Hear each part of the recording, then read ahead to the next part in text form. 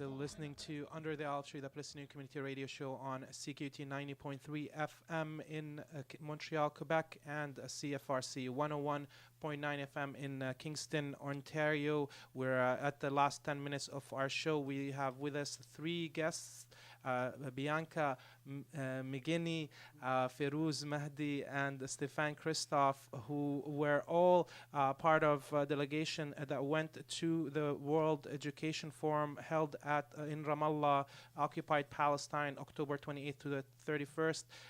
Some of them were, of course, the organizers of the delegation and the instigators, actually, of this whole World Social Forum. We have a few questions here. I guess one of the things, walking away from that experience in terms of being able to bring 50 people from a range of sort of educational institutions within Quebec whose interest was to sort of to build or to strengthen sort of the growing movement in solidarity with Palestine. What were the sort of outcomes, and where do we go from here in terms of after the World Education Forum on Palestine, after having such a huge success in terms of the number of delegates and where they were coming from, and sort of what were the outcomes both in terms of the delegation itself and sort of out of the World Education Forum in Palestine, and what can we actually begin to do here in terms of that follow-up work? And maybe all three people can answer. That would be. Well, I think that if we think about the global context today, we can look to England, London. These weeks, students are taking the streets to protest hikes in tuition. We can look more broadly to our own city, Montreal, and Quebec more widely, where the Charest government is implementing policy that will see tuitions go through the roof for university students. I think that, these are two examples of many across the world, but we're seeing a growing restriction for populations globally to access quality public education. And we're seeing this shift towards privatized education as a solution. In the United States, the debate is around the charter school. You know, this new film that came out, Waiting for Superman, I think is really important to critique this film because its focus is very much on the private industry and corporations to provide a solution for the legitimate critiques that people have about the failings of the public school system. But I think that the answer to addressing the problems with our universities or public school institutions, whether in the United States or here in Quebec or globally, even looking to Europe, is not privatizing our educational infrastructure, but it's supporting a public process. And the key element here is access, right? And people's ability to access across economic circumstance, from across all the income levels, right? And I think that when we see education being relegated to something that can only be accessed by a minority in society, we see that it will only equal a growing inequity, generally speaking, in society. Now, in Palestine, this is like an extreme example where I think that if we talk about apartheid, this term, the separation of peoples based on race, religion, nationality. The apartheid system exists to an extent globally, where we see global South nations really delegated to the bottom of the economic ladder. You have contradictions like China and India, but the fact is that the majority of populations in these emerging economic giants are still unable to access education, quality education, or livelihood that is decent.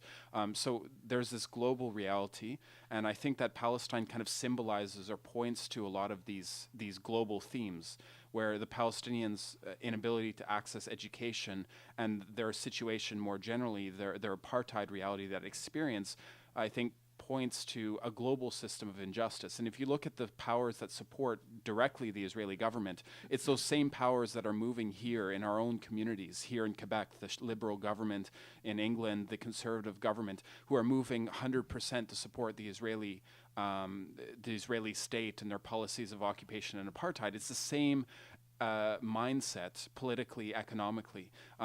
This is a huge discussion, but I just tried to look at a couple points. And I think the answer is very clear. The boycott campaign is a way for people to engage directly in opposing Israeli policies, because it's an empowering tool and something that you can take up in your organization as a student, as a labor activist, as an artist. You can make a decision to engage with that campaign. It's very much rooted in the global campaign against apartheid in South Africa.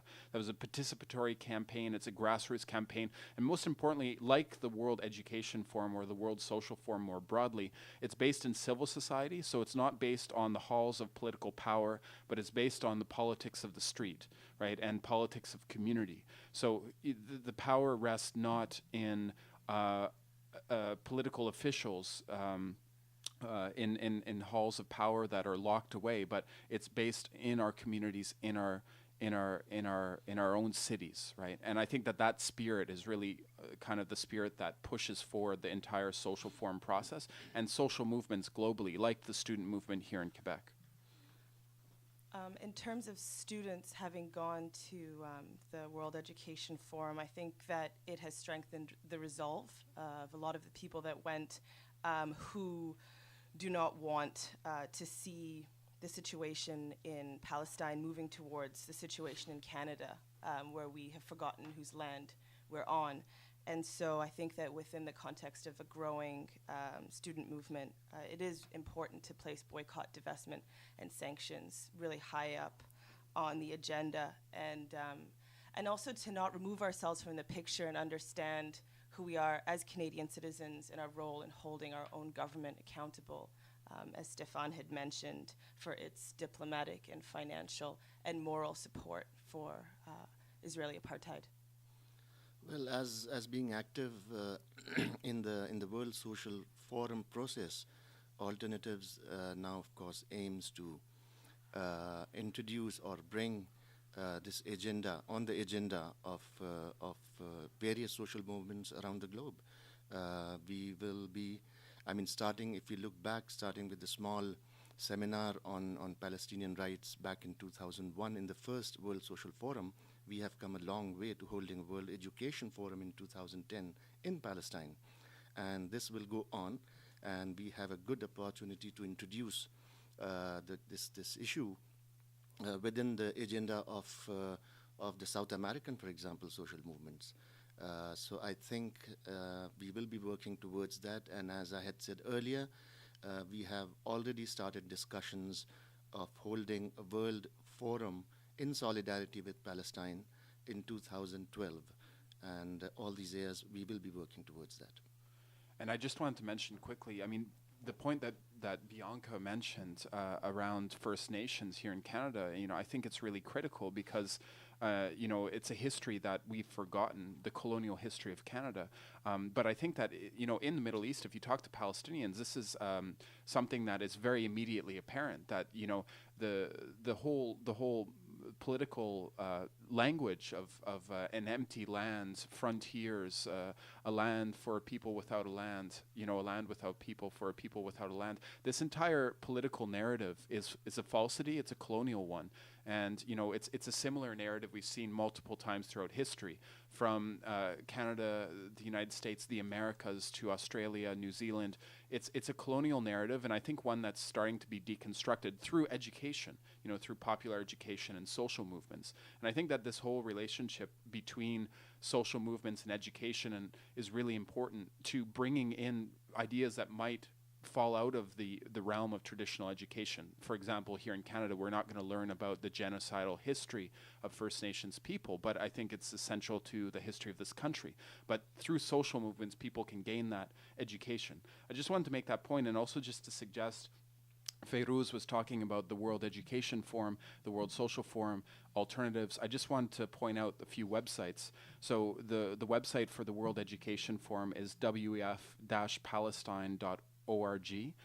That's WF for World Education Forum-Palestine.org. Alternatives is at alternatives.ca.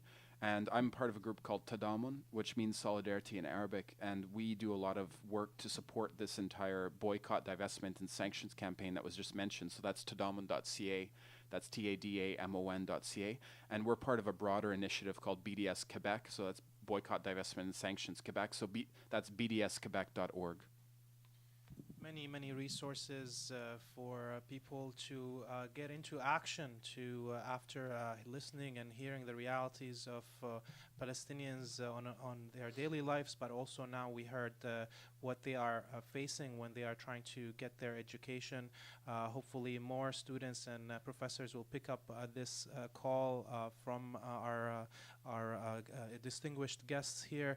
With us again was Bianca Mugyenyi, Feroz Mehdi. Bianca Mugyenyi is, of course, from 2110 Gender Advocacy Center at Concordia University. Feroz Mehdi is the General Secretary of Alternatives International, and with, of course, Stefan Christoff, multiple-time guest here, is a journalist from Montreal and an activist with Tadamun.ca, as we heard. Thank you all for being with us here. And until we meet under the olive tree next week, I bid you all a free Palestine.